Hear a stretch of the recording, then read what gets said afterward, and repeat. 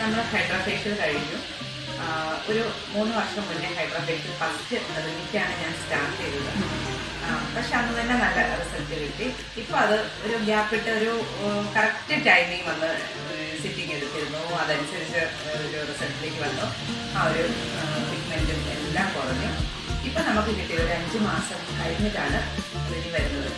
അപ്പോൾ എന്ത് ചെയ്യണം എന്നൊരു ഫേഷ്യൽ വേണമെന്ന് ചോദിച്ചു. അപ്പം ഞാൻ തന്നെ ഓർത്തു നമുക്കൊരു ഹൈഡ്രാഫേഷ്യൽ ചെയ്തിട്ട് തന്നെ ചെയ്യാം. നല്ല റിസൾട്ട് കിട്ടിയ ഫേഷ്യൽ തന്നെ വെച്ച് ചെയ്തു.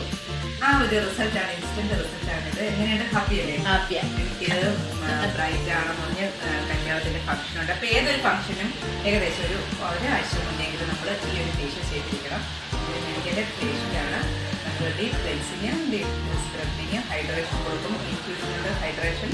പിന്നെ അത് കഴിഞ്ഞിട്ടാണ് നമുക്ക് ഇതിനകത്തെ ഓരോ പ്രോബ്ലം വെച്ചിട്ട് നമുക്ക് എവിടെയാണോ നമുക്ക് വീക്കായിട്ടുള്ളത് അതിന് കറക്റ്റ് രീതിയിൽ കറക്റ്റ് ഒരു അഡ്വാൻസ്ഡ് ട്രീറ്റ്മെൻറ്റ് തന്നെയാണ് ഹൈഡ്രാഫേഷ്യൽ.